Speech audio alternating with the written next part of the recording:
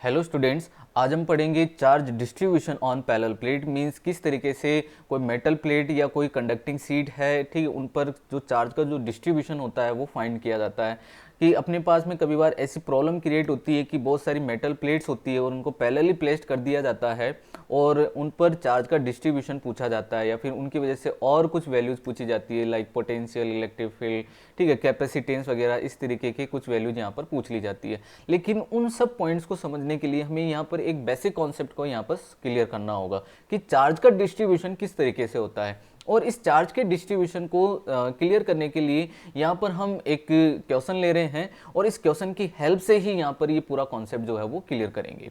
ठीक है, तो मैंने जो क्वेश्चन लिया है, क्वेश्चन क्या है, प्रूव दैट, ठीक है, यहाँ पर जो क्वेश्चन है वो क्या है, prove that if an isolated large conducting seat, कि अपने पास में एक आइसोलेटेड लार्ज कंडक्टिंग सीट है, ठीक है, large conducting seat means infinite long conducting seat होगी और कैसी है ये, आइसोलेटेड है।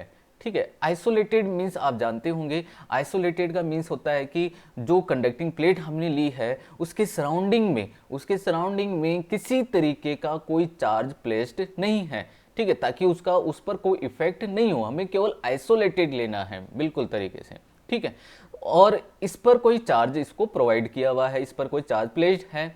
पूछा है कि then the charge distributes equally on this two surfaces, जो इस कंडक्टिंग सीट जो है, जैसे यहाँ पर मैं एक बार कंडक्टिंग सीट को यहाँ ड्रॉ कर देता हूँ।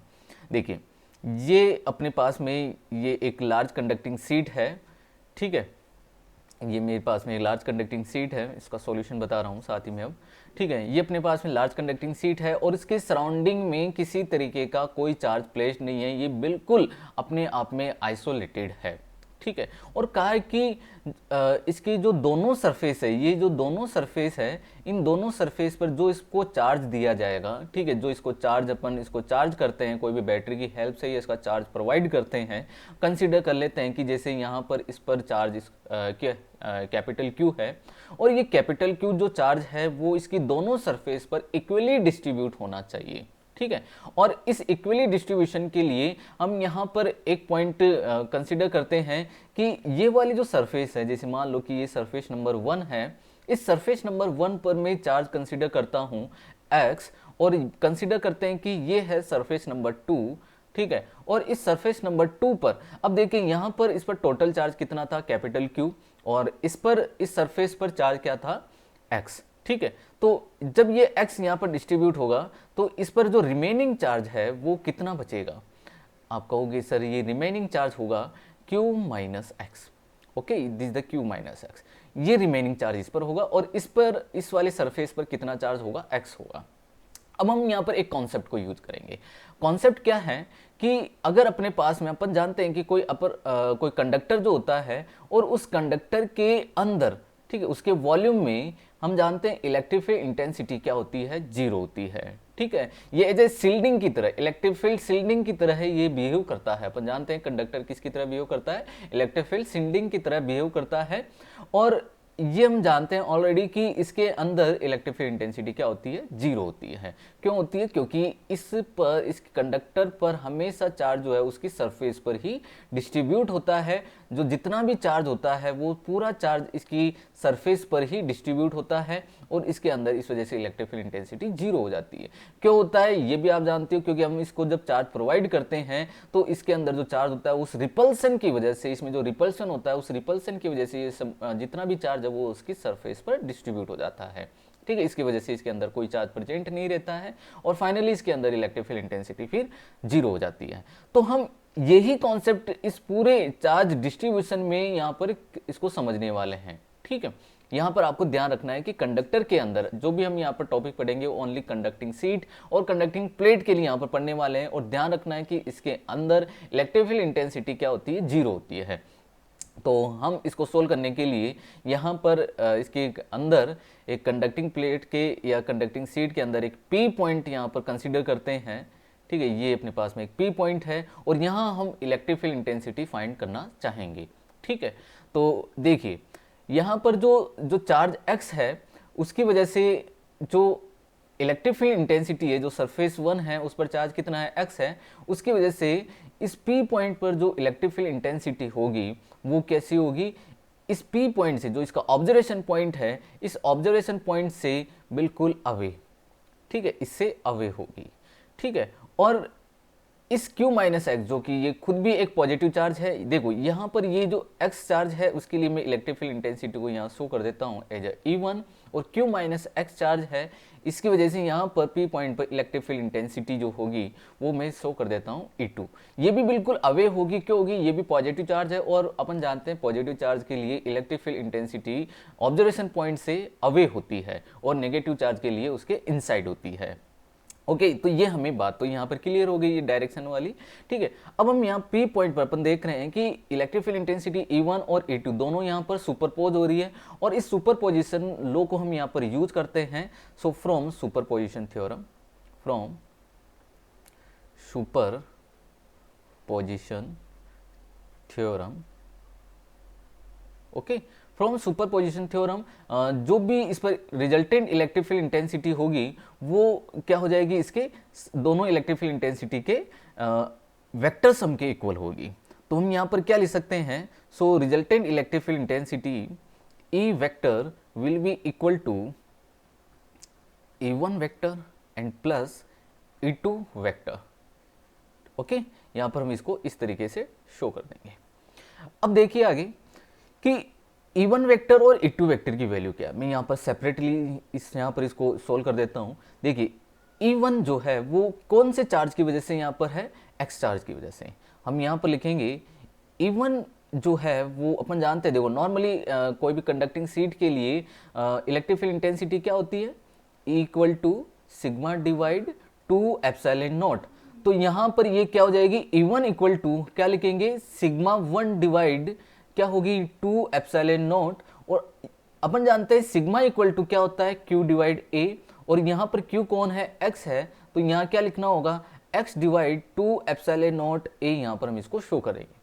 बिल्कुल इसी तरीके से E2 की बात करते हैं, तो E2 क्या होगा, sigma 2 divide 2 epsilon naught, and equal charge इस पर कितना है, Q माइनस एक्स है, तो यहाँ पर क्या शो करेंगे, Q minus x and divide 2 epsilon naught A, ठीक है। तो अब दोनों वैल्यूज को यहाँ पर पुट करेंगे, लेकिन हम क्या देख रहे हैं, दोनों की डायरेक्शन क्या है, एक दूसरे के अपोजिट है। तो finally electric field intensity E vector will be equal to X divide 2 epsilon naught A, और E2 की डायरेक्शन इसके अपोजिट है, कॉलिनियर है, तो हम डायरेक्टली इनको ऐड कर सकते हैं और माइनस यहाँ पर कर देंगे। So minus Q minus x divide 2 epsilon naught A हो जाएगा। और अपन जानते हैं कंडक्टिंग शीट या कंडक्टिंग प्लेट के अंदर जो रिजल्टेंट इलेक्ट्रिक फील्ड इंटेंसिटी है वो क्या होती है, जीरो होती है। सो हम यहाँ पर लिख सकते हैं कि E वेक्टर जो है वो तो क्या है, जीरो है, ठीक है। सो फाइनली क्या लिख सकते हैं, zero equal to X divide 2 epsilon naught minus Q minus x and divide 2 epsilon naught A। Okay, अब एक टर्म को एक साइड भेज देते हैं, तो ये क्या बनेगा, Q minus x and divide 2 epsilon naught A and equal to x divide 2 epsilon naught A। Okay, यहाँ पर A होगा। ओके, अब ये वाला टर्म तो यहाँ से क्या हो गया, कैंसिल आउट हो जाएगा, और फाइनली क्या बनेगा, Q minus x equal to x, ठीक है। सो 2x इक्वल टू क्या हो जाएगा, Q, then x will be equal to Q by 2। देखिए अपने पास में x की वैल्यू आ गई है। अब हम इजिली ये जो दोनों चार्ज है उनको फाइंड कर सकते हैं। देखिए x की वैल्यू क्या है, x की वैल्यू हमें क्या मिल गई यहाँ से, Q बाई 2। ओके, और Q माइनस एक्स जो है, ठीक है, Q माइनस एक्स, देखिए Q माइनस एक्स यहाँ पर क्या हो जाएगा, Q minus Q by 2, then that will be equal to again Q by 2। Okay, तो अपना क्वेश्चन यही था। क्वेश्चन क्या था कि जो चार्ज डिस्ट्रीब्यूट होगा वो इसकी सरफेस पर, जो दोनों सरफेस है उस पर इक्वली डिस्ट्रीब्यूट होगा, ठीक है, इक्वली डिस्ट्रीब्यूट होगा, और यहाँ पर ये प्रूव भी हो रहा है, ठीक है, दोनों सरफेस पर इक्वली ये चार्ज क्या हो रहा है, डिस्ट्रीब्यूट हो रहा है। अब देखो ये आपको एक कॉन्सेप्ट क्लियर हो गया होगा कि किस तरीके से हम कोई कंडक्टिंग शीट या कोई कंडक्टिंग प्लेट पर जो चार्ज का डिस्ट्रीब्यूशन है वो फाइंड कर सकते हैं, ठीक है। अब मैं एक क्वेश्चन और लेता हूँ, देखिए नेक्स्ट क्वेश्चन है कि टू आइडेंटिकल मेटल प्लेट, देखिए two identical metal plate each having surface area A, ठीक है, दो आइडेंटिकल मेटल प्लेट है, और आइडेंटिकल का मीन्स यहाँ पर क्या हो जाएगा कि दोनों का जो वॉल्यूम, जो लेंथ, जो एरिया, वो सब कैसे हैं, सेम है। Now having charge Q1 and Q2, और दोनों प्लेट जो है, ठीक है, एक प्लेट पर तो चार्ज है Q1 और दूसरी प्लेट पर चार्ज है Q2, are placed facing each other, और दोनों को इस तरीके से रखा जाता है कि उनकी जो फेस है, जो पैरेलली इनको यहाँ पर रखा हुआ है, और with separation D। Find the charge appearing on surface, जो भी इन दोनों प्लेट की जो सरफेसेज हैं, लाइक 1, 2, 3 एंड 4, इन सब पर हमें जो चार्ज इंड्यूस होगा, ठीक है, जो चार्ज का जो डिस्ट्रीब्यूशन होगा वो फाइंड करना है। और कहा है कि साथ में assume the size of the plate is much larger than the separation between the plate. वही बात फिर से आ रही है कि यहाँ पर लार्ज, यहाँ पर इनको प्लेट को कंसिडर करना है, ताकि हमने जो इलेक्ट्रिक फील्ड इंटेंसिटी पहले पढ़ा हुआ है गॉस थ्योरम में, हम उसको अप्लाई यहाँ पर कर देंगे।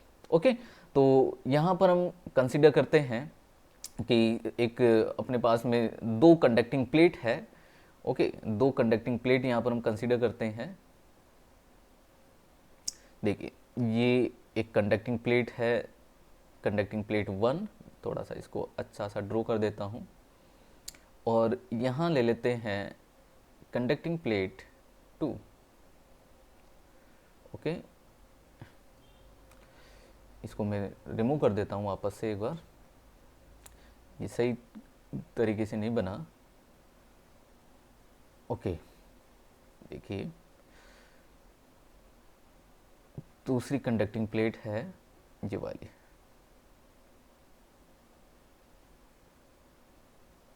ओके ओके, ये लीजिए। ओके, तो ये जो कंडक्टिंग प्लेट हमने यहाँ पर ली है, ठीक है, यहाँ पर मैं एक बार इसको लेबल कर देता हूँ ताकि आपको और अच्छे से समझ में आ जाए क्या क्या इसमें लेबल करना है क्वेश्चन के अकॉर्डिंग। देखिए, क्वेश्चन में क्या कहा है कि इन पर चार्ज क्या है, डिस्ट्रीब्यूट है Q1 एंड Q2, तो इस पर हम चार्ज कंसिडर कर लेते हैं क्या, Q1, और इस पर चार्ज कंसिडर करते हैं क्या, Q2। फेसिंग सरफेस है 1, ये फेसिंग सरफेस है 1, ये वाली फेसिंग सरफेस है 2, ये वाली फेसिंग सरफेस है 3, और ये वाली है जो सरफेस है वो क्या है, 4। यहाँ पर इनकी ये सरफेसेस यहाँ पर गिवन है, और इन्हीं सरफेस 1, 2, 3 एंड 4, इन्हीं चारों सरफेस पर हमें जो चार्ज का जो डिस्ट्रीब्यूशन है वो क्या करना है, फाइंड करना है कि किस तरीके से इन पर चार्ज इंड्यूस होगा, ठीक है, चार्ज डिस्ट्रीब्यूट होगा। बहुत ही ईजी तरीके से हम यहाँ पर इनको क्लियर करने वाले हैं। ओके, अब एक मैं यहाँ पर फिर से यहाँ पर एक कॉन्सेप्ट को और समझाने वाला हूँ साथ ही में, ठीक है। देखिए, इस क्वेश्चन को सोल्व करने के लिए मुझे सरफेस नंबर 2 और 3 इन पर एक बार चार्ज को मालूम करना होगा, तो मैं एक कॉन्सेप्ट को और यहाँ पर क्लियर करवा रहा हूँ। देखिए, यहाँ पर कंसिडर करते हैं कि ये अपने पास में एक कंडक्टिंग प्लेट है, और ये एक दूसरी यहाँ पर कंडक्टिंग प्लेट यहाँ पर हम कंसिडर करते हैं, और इन कंडक्टिंग प्लेट पर इस वाली सरफेस पर मैं चार्ज कंसिडर करता हूँ x, और इस वाली सरफेस में मैं चार्ज कंसिडर करता हूँ y। ये अपनी सरफेस है 2 और ये वाली सरफेस है 3। ओके, ये बात क्लियर होगी। अब हम यहाँ पर क्या करेंगे, गॉस थ्योरम का यूज करते हैं। देखिए, इसके लिए मैं क्या करता हूँ, एक गॉसियन सरफेस इन दोनों कंडक्टिंग प्लेट से होकर एक कंसिडर करता हूँ। गॉसियन सरफेस है A, B, C and D। Okay, Gaussian surface ABCD, जिसका AD part and BC part in मतलब इन दोनों कंडक्टिंग प्लेट से आउटसाइड है, और AB पार्ट और CD पार्ट ये दोनों कंडक्टिंग प्लेट के इनसाइड है, ठीक है। और ये जो AD पार्ट है, इसका एरिया वेक्टर जो है उसकी डायरेक्शन इस तरफ होगी, और इसका एरिया वेक्टर है उसकी डायरेक्शन इस तरफ होगी। इसकी वजह से दोनों, क्योंकि चार्ज प्लेट होगी तो इसके लिए इलेक्ट्रिक फील्ड इंटेंसिटी जो होगी वो उसकी डायरेक्शन डाउनवर्ड होगी। कंसिडर कर लेते हैं कि इलेक्ट्रिक फील्ड इंटेंसिटी डाउनवर्ड है, तो इस वाले पॉइंट पर इलेक्ट्रिक फील्ड इंटेंसिटी वो कैसी है, डाउनवर्ड है, और इस वाले पॉइंट पर भी इलेक्ट्रिक फील्ड इंटेंसिटी कैसी है, डाउनवर्ड ही होगी। और सिंपली अब हम क्या देख रहे हैं कि एरिया वेक्टर और इलेक्ट्रिक फील्ड वेक्टर, ठीक है, दोनों के बीच का जो एंगल है वो कितना है, 90 डिग्री एंड 90 डिग्री। ओके, अब अपन यहाँ पर एक बात और देख रहे हैं कि दोनों के बीच का जो एंगल है वो 90 डिग्री है। इसका मीन्स ये हुआ कि इन दोनों साइड से जो इलेक्ट्रिक फील्ड लाइंस है वो पेनिट्रेट नहीं करेगी, इनको क्रॉस नहीं करेगी। या फिर हम देख सकते हैं कि इलेक्ट्रिक फील्ड का जो इलेक्ट्रिक फ्लक्स का जो फॉर्मूला होता है EA cos थीटा, ठीक है। इस फॉर्मूले के अकॉर्डिंग देखें तो दोनों के बीच का जो एंगल है वो थीटा है वो 90 डिग्री है, और जब हम इस 90 डिग्री को यहाँ पुट करेंगे तो हम देख पाएंगे कि फ्लक्स क्या हो जाएगा, 0 होगा। मीन्स इन दोनों सरफेस से किसी तरीके का कोई फ्लक्स जो है वो पास नहीं होगा। अब हम देखते हैं यहाँ पर AB और CD दोनों जो साइड है वो इन कंडक्टिंग प्लेट के इनसाइड में है, और अपन जानते हैं कंडक्टर के अंदर इलेक्ट्रिक फील्ड जो है वो क्या होता है, 0। कंडक्टर के अंदर इलेक्ट्रिक फील्ड क्या है, 0 है। तो सिंपली हम क्या कह सकते हैं कि इलेक्ट्रिक फील्ड जब 0 होगा तो जब हम इनसे टोटल फ्लक्स हम फाइंड करना चाहेंगे तो हम क्या लिख सकते हैं, समेशन Q एंड डिवाइड क्या होगा, एप्सिलॉन नॉट। समेशन Q यहाँ पर क्या है, x प्लस वाई। पूरी गॉसियन सरफेस में टोटल चार्ज कितना है, x प्लस वाई, जो हमने कंसीडर किया है x plus y and divide epsilon naught. और अभी हमने यहाँ पर क्या देखा कि इस पर जो टोटल फ्लक्स जो है, ठीक है, इससे पास होने वाला जो टोटल फ्लक्स है वो क्या होगा, 0 होगा। Then x plus Y divide epsilon not. So यहाँ पर हम क्या देख सकते हैं कि x प्लस वाई जो है वो इक्वल होगा किसके, 0 के। Then x equal to minus y. Okay, तो ये बात आपको क्लियर होगी कि इसका मीन्स ये हुआ कि इस सरफेस पर और इस सरफेस पर जो चार्ज का जो डिस्ट्रीब्यूशन होगा वो कैसा होगा, इक्वली होगा, बट इन अपोजिट नेचर। तो मैं यहाँ पर कंसीडर करता हूँ कि इस पर चार्ज जो है वो डिस्ट्रीब्यूट होगा x, और इस पर जो चार्ज डिस्ट्रीब्यूट होगा वो कंसीडर कर लेते हैं एज ए माइनस एक्स। क्यों, क्योंकि x इक्वल टू है माइनस वाई, तो इस पर ऑब्वियसली यहाँ पर कितना चार्ज होगा, माइनस एक्स होगा। तो अब बताइए, तो 1 और 4 सरफेस पर भी हम यहाँ पर चार्ज को शो कर सकते हैं कि इस पर टोटल चार्ज कितना है, Q1, और उसमें से यहाँ पर x चार्ज इस पर डिस्ट्रीब्यूट हो गया इस वाली सरफेस पर, तो रिमेनिंग चार्ज इस पर अब कितना बचा, Q1 minus x. Q1 minus x, ये इस पर चार्ज डिस्ट्रीब्यूट हो गया। ओके, और इस वाली सरफेस पर देखें, अगर इस पर माइनस एक्स है और इस पर टोटल चार्ज कितना है, Q2, तो इस पर कितना चार्ज डिस्ट्रीब्यूट होगा, यहाँ पर होगा Q2 minus and minus x. Okay, यहाँ पर माइनस है, so minus and minus will be plus, so Q2 and plus x. तो ये इतना चार्ज इस पर क्या हो जाएगा, डिस्ट्रीब्यूट हो जाएगा। ओके, हम और आगे बढ़ते हैं। देखिए अब हम इसको इजीली सोल्व कर सकते हैं। देखिए सोल्व करने का तरीका वही है, मेथड वही है कि कोई भी कंडक्टिंग प्लेट या जो सीट है उसके अंदर आप इलेक्ट्रिक फील्ड इंटेंसिटी फाइंड कर लीजिए, और वो रिजल्टेंट इलेक्ट्रिक फील्ड इंटेंसिटी क्या होती है, 0 होती है। हम इसी कॉन्सेप्ट को यहाँ पर यूज करने वाले हैं। तो हम इस प्लेट में एक P पॉइंट कंसिडर करते हैं। ओके, P पॉइंट कंसिडर किया, और इन चारों जो चार्ज है इनकी वजह से हम P पॉइंट पर इलेक्ट्रिक फील्ड इंटेंसिटी को शो करेंगे। तो सबसे पहले हम सरफेस नंबर 1 पर चलते हैं। सरफेस नंबर 1 पर जो चार्ज है वो पॉजिटिव है, Q1 माइनस एक्स है, और अपन जानते हैं इसके लिए इलेक्ट्रिक फील्ड इंटेंसिटी यहाँ से कैसी होगी, अवे होगी, तो ये अवे कर देते हैं, दिस द E1। ओके, फिर सरफेस नंबर 2, ये भी पॉजिटिव चार्ज है, इसके लिए इलेक्ट्रिक फील्ड इंटेंसिटी कंसिडर करते हैं क्या, E2। ओके, और ये भी बिल्कुल इससे क्या होगी, अवे होगी। माइनस एक्स है, माइनस चार्ज आ गया, और माइनस चार्ज के लिए अपन जानते हैं इलेक्ट्रिक फील्ड इंटेंसिटी उसी के इनसाइड होती है, मतलब उसी की तरफ होती है। तो यहाँ पर मैं इसके लिए कंसीडर करूंगा E3। ओके, और Q2 प्लस एक्स, ये पॉजिटिव चार्ज है, और इस पॉजिटिव चार्ज के लिए इलेक्ट्रिक फील्ड इंटेंसिटी वही ऑब्जर्वेशन पॉइंट से अवे होगी, और हम इसको शो करते हैं एज ए E4।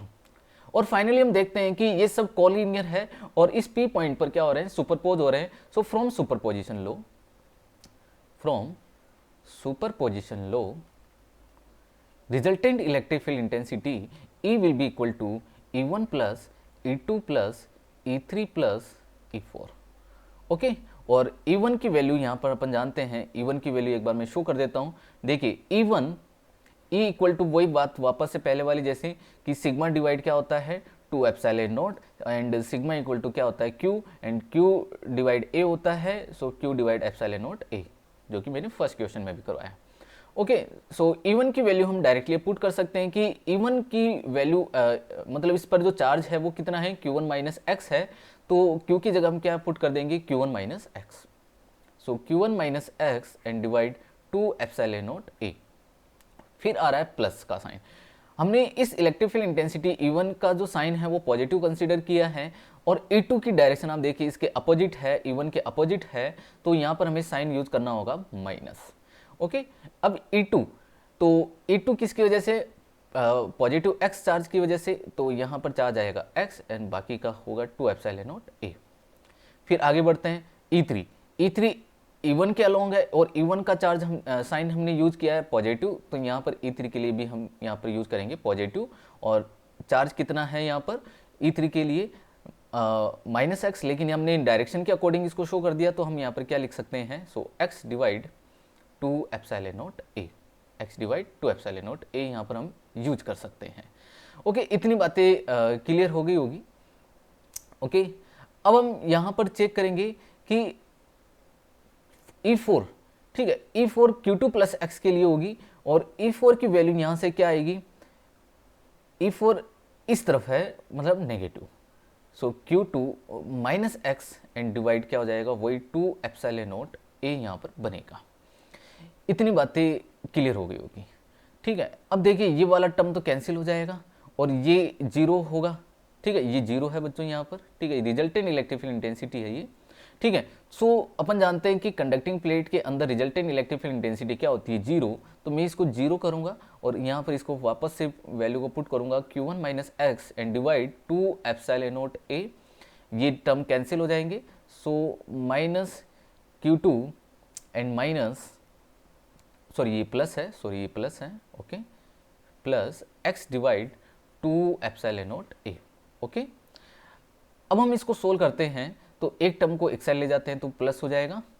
ठीक है, सो फाइनली यहाँ पर मैं ले जाता हूँ इस वाले टर्म को, तो मैं इसको इस तरीके से लिख सकता हूँ, Q minus x divide 2 epsilon naught a and equal to Q2 plus x and divide 2 epsilon naught a। इतनी बातें क्लियर हो गई होगी। अब हम यहाँ से देख रहे हैं कि ये टर्म तो कैंसिल हो जाएगा, x इधर जाएगा पॉजिटिव हो जाएगा, Q2 इधर आएगा माइनस हो जाएगा, तो फाइनली क्या बनेगा, 2x equal to Q1 minus Q2। So x will be equal to Q1 minus Q2 and divide 2। So x की वैल्यू हमें मालूम हो गई। अब जैसे हमें x की वैल्यू मालूम होती है तो हम इन पर जो चार्ज का जो डिस्ट्रीब्यूशन है वो हम इजीली फाइंड कर सकते हैं। ओके, तो हम इसके लिए अलग से एक बार वापस से प्लेट को मैं यहाँ पर बना देता हूँ, प्लेट शो कर देता हूँ ताकि हम इनका चार्ज का जो डिस्ट्रीब्यूशन है वो बता सकें। तो यहाँ पर हम प्लेट ले लेते हैं वापस से। ओके, ये हमने पास में ये प्लेट है।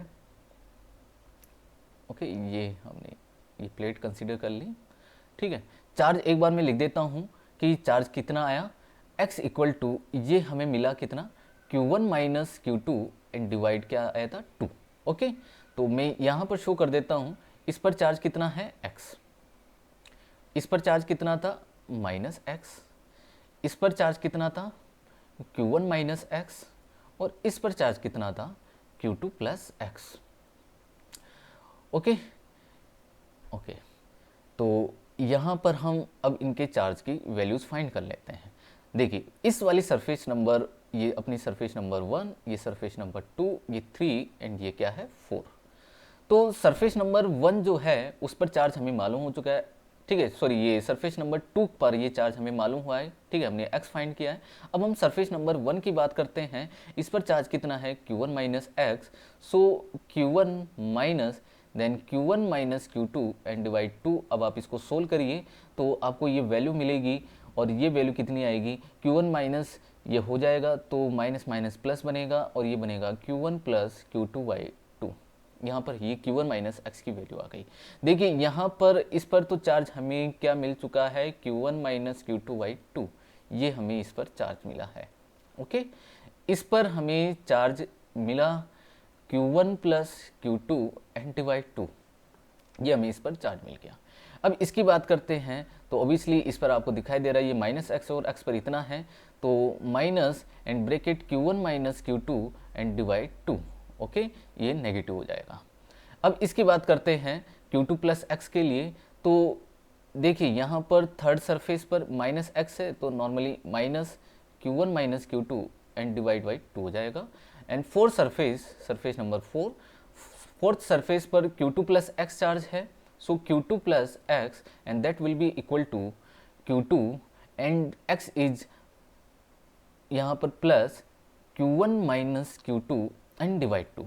ओके, अब आप इस Q2 में से माइनस Q2 आप जब इसको सोल्व करोगे तो ये वैल्यू मिलेगी Q1 प्लस Q2 बाई 2, ये वैल्यू आपको मिलेगी। सो हम यहाँ पर क्या चेक कर पा रहे हैं कि इस पर भी जो चार्ज है वो कितना आएगा, Q1 प्लस Q2 डिवाइड 2, ये चार्ज यहाँ पर मिलने वाला है।